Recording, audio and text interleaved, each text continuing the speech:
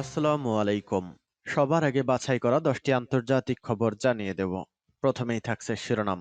তবে তার আগে অনুরোধ থাকবে ভিডিওটিতে একটি লাইক দিবেন।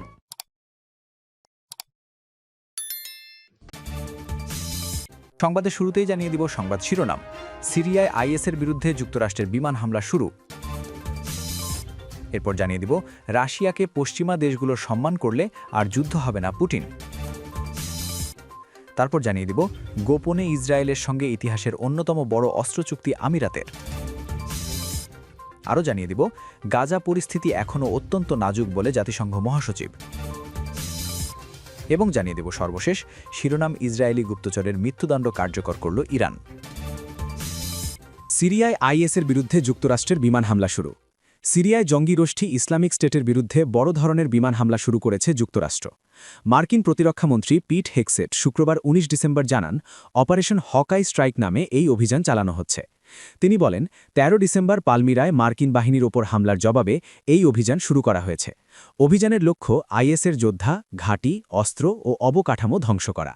হেগসেট দাবি করেন, এটি কোনো নতুন যুদ্ধের সূচনা নয়, বরং প্রতিশোধমূলক পদক্ষেপ। মার্কিন সেন্ট্রাল কমান্ড জানায়, সিরিয়ায় আইএসের বিভিন্ন স্থাপনায় বড় পরিসরে হামলা চালানো হচ্ছে। এসব হামলায় দেইর ইজ্জোর, রাক্কা ও হোমস প্রদেশের মরুভূমি এলাকায় আইএসের ঘাঁটি লক্ষ্য করা হয়েছে।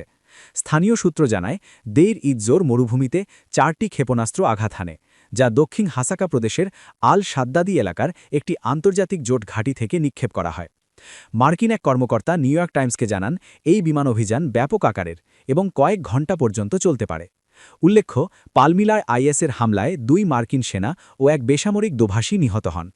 ঘটনার পর মার্কিন প্রেসিডেন্ট ডোনাল্ড ট্রাম্প জবাব দেওয়ার ঘোষণা দেন এবং সিরিয়ায় সন্ত্রাসবাদ দমনে যুক্তরাষ্ট্রের অঙ্গীকার পুনর্ব্যক্ত করেন। রাশিয়াকে পশ্চিমা দেশগুলো সম্মান করলে আর যুদ্ধ হবে না পুতিন।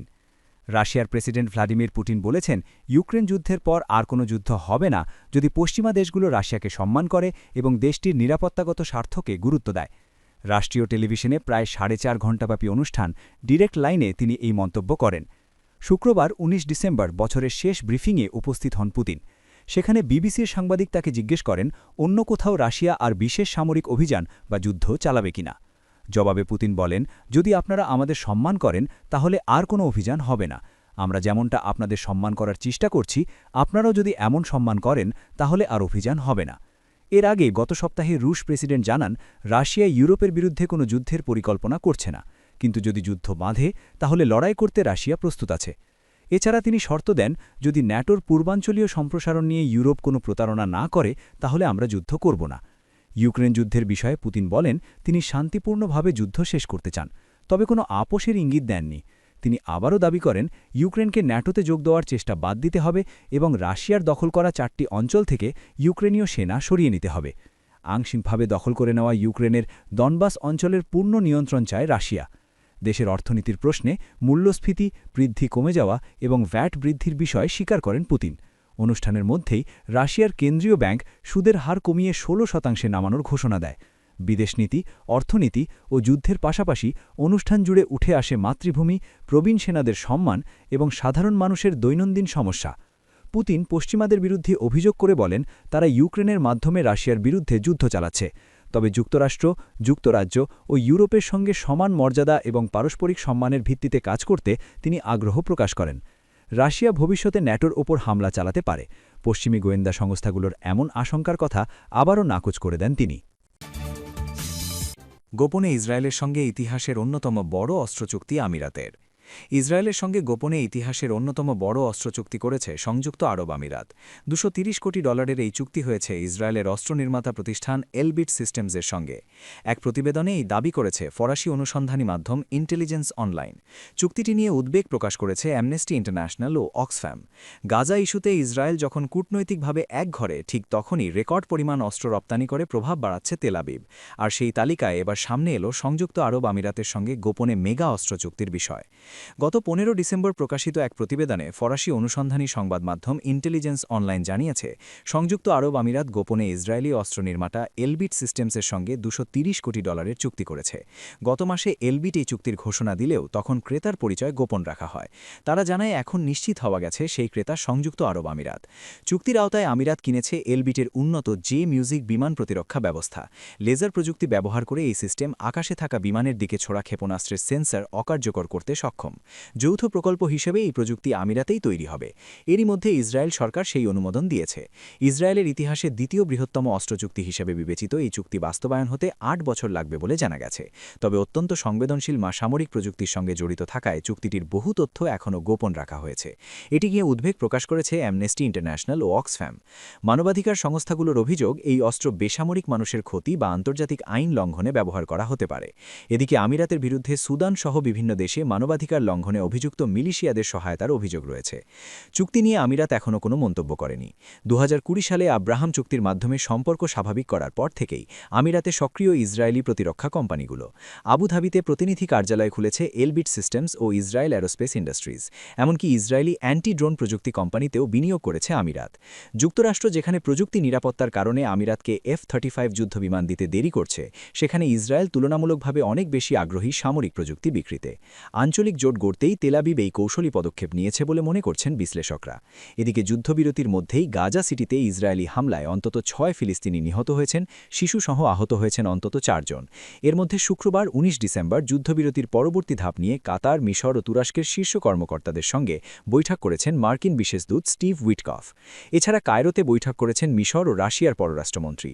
এদিকে পূর্ব জেরুসালেমে হাজার হাজার নতুন ইহুদি বসতি অনুমোদন দিয়েছে ইসরায়েল, যার তীব্র নিন্দা জানিয়েছে হামাস। সংগঠনটি বলেছে এটি অবৈধ অধক্রম জোরদারের পাশাপাশি জেরুজালেমের রূপ পরিবর্তনের পরিকল্পনার অংশ। বসতি স্থাপনের অনুমোদনকে আন্তর্জাতিক আইনের স্পষ্ট উল্লঙ্ঘন ও গুরুতর উস্কানি হিসেবে অভিহিত করেছে হামাস। গাজা পরিস্থিতি এখনও অত্যন্ত নাজুক। জাতিসংঘ মহাসচিব, গাজা উপত্যকায় সামরিকভাবে দুর্ভিক্ষের ঝুঁকি কমলেও পরিস্থিতি এখনও অত্যন্ত নাজুক বলে সতর্ক করেছেন জাতিসংঘ মহাসচিব অন্তোনিও গুতেরেস। তিনি জানান, গাজা মোট জনসংখ্যার 75%-এরও বেশি এখনও তীব্র খাদ্য সংকট ও পুষ্টিহীনতার হুমকির মুখে রয়েছে। তুরস্কের রাষ্ট্রীয় বার্তা সংস্থা আনাদোলু এজেন্সি তাদের এক প্রতিবেদনে এই খবর জানিয়েছে। খবরে বলা হয়, শুক্রবার 19 ডিসেম্বর নিউ ইয়র্কে জাতিসংঘ সদর দপ্তরে এক সংবাদ সম্মেলনে গুতেরেস বলেন, দুর্ভিক্ষ কিছুটা পেছনে ঠেলতে সক্ষম হয়েছি। আরও বেশি সংখ্যক মানুষের কাছে এখন বেঁচে থাকার মতো খাদ্য পৌঁছচ্ছে। তবে এই অগ্রগতি অত্যন্ত ভঙ্গুর। তিনি জানান, গাজার 16 লাখ মানুষ, মোট জনসংখ্যার 3/4-এরও বেশি চরম খাদ্য নিরাপত্তাহীনতা এবং মারাত্মক অপুষ্টির ঝুঁকির মধ্যে রয়েছে। জাতিসংঘ মহাসচিব বলেন, গাজার অর্ধেকেরও বেশি অঞ্চল এখনও নিয়ন্ত্রণে রয়েছে ইসরায়েলি বাহিনীর হাতে। ফলে সেখানে কৃষিজমি ও বসতিগুলো দুর্গম হয়ে পড়েছে। হামলা ও সংঘর্ষ অব্যাহত থাকায় বেসামরিক হতাহতের সংখ্যা বাড়ছে এবং মানবিক কর্মীরা জীবন ঝুঁকির মধ্যে কাজ করছেন। গুতেরেস আবারও স্থায়ী যুদ্ধবিরতির আহ্বান জানিয়ে বলেন, আমাদের আরও ক্রসিং দরকার, জরুরি সামগ্রী প্রবেশে বাধা তুলে নিতে হবে, প্রশাসনিক জটিলতা কমাতে হবে, গাজার ভেতরে নিরাপদ চলাচলের পথ তৈরি করতে হবে এবং এনজিও সহ মানবিক সংস্থাগুলোর প্রবেশ নিশ্চিত করতে হবে। শুক্রবার প্রকাশিত integrated food security phase classification রিপোর্টেও বলা হয়, গাজায় সাময়িকভাবে দুর্ভিক্ষের ঝুঁকি কমলেও সার্বিক পরিস্থিতি এখনও সংকটজনক। রিপোর্টে জানানো হয়, হামলা কমা এবং মানবিক ও কামার্জিক খাদ্য সরবরাহ বাড়ায় দুর্ভিক্ষের আশঙ্কা হ্রাস পেয়েছে, কিন্তু পুরো অঞ্চল এখনও বিপর্যস্ত অবস্থায় আছে। গুতেরেস গাজা যুদ্ধবিরতির দ্বিতীয় পর্যায়ে শুরুতে ইসরায়েলের অনীহা নিয়েও কথা বলেন। তিনি বলেন, ইসরায়েল চূড়ান্ত নিহত একজন জিম্মির লাশ ফেরত না পাওয়া পর্যন্ত দ্বিতীয় পর্যায়ে যাবে না বলে জানালেও এতে অগ্রগতি থেমে থাকা উচিত নয়। পশ্চিম তীরের পরিস্থিতি নিয়েও গভীর উদ্বেগ প্রকাশ করেন জাতিসংঘ মহাসচিব। তিনি বলেন, ইসরায়েলি বসতি স্থাপনকারী গোষ্ঠীর হামলা, জমি দখল, ঘরবাড়ি ধ্বংস এবং চলাচলে বিধিনিষেধের কারণে দখলকৃত জায়গায় পরিস্থিতি দ্রুত বিপর্যস্ত হচ্ছে। উত্তরের পশ্চিম তীর থেকে সেনা অভিযানের কারণে বাস্তুচ্যুত হয়েছে হাজার হাজার মানুষ। ইসরায়েলি গুপ্তচরের মৃত্যুদণ্ড কার্যকর করল ইরান। ইসরায়েলের সঙ্গে গোয়েন্দা সহযোগিতার অভিযোগে আঘিল কেশাভার্জ নামে এক গুপ্তচরের মৃত্যুদণ্ড কার্যকর করেছে ইরান। শনিবার ইরানের আধা সরকারি সংবাদ সংস্থা মেহেরের প্রতিবেদনে এ তথ্য তুলে ধরা হয়। বিচার বিভাগীয় কর্তৃপক্ষ ঘোষণা করেছে, ইসরায়েলি শাসনের জন্য গুপ্তচর বৃত্তির অভিযোগে দোষী সাব্যস্ত আঘিল কেশাভার্জের মৃত্যুদণ্ড বহাল রাখে ইরানের সুপ্রিম কোর্ট। এরপর সমস্ত আইনি প্রক্রিয়া শেষে তার মৃত্যুদণ্ড কার্যকর করা হয়েছে। মামলার ফাইল অনুযায়ী কেশাভার্জকে ইসরায়েলের পক্ষে গুপ্তচর বৃত্তি, তেল আবিব সরকারের সাথে গোয়েন্দা গোয়েন্দা সহযোগিতা বজায় রাখা এবং ইরানের অভ্যন্তরে সামরিক ও নিরাপত্তা স্থানগুলোর নজরদারি ও চিত্রগ্রহণের জন্য দোষী সাব্যস্ত করা হয়েছে। বিচারিক নথি থেকে জানা যায় কেশাভার্জ সাইবার স্পেসের মাধ্যমে ইসরায়েলি গোয়েন্দা ও নিরাপত্তা পরিষেবার সাথে যোগাযোগ স্থাপন করেছিলেন। ইহুদিবাদীদের সঙ্গে সহযোগিতার সময়কালে তিনি ইসরায়েলি সামরিক বাহিনী এবং মোসাদ গোয়েন্দা সংস্থার সাথে পৃথক যোগাযোগ বজায় রাখেন বলেও অভিযোগ প্রমাণিত হয়। কুর্দিস্তান হিউম্যান রাইটস নেটওয়ার্কের মতে ইস্পাহানের ২৬ বছর বয়সী স্থাপত্যের ছাত্র কেশাভার্জ শাহরুট বিশ্ববিদ্যালয়ে অধ্যয়নরত ছিলেন। গত জুন মাসে সংঘাতের সময় অরুমিয়েহে ভ্রমণের সময় কেশাভার্জকে গ্রেফতার করে ইরানের গোয়েন্দা সংস্থার এজেন্টরা।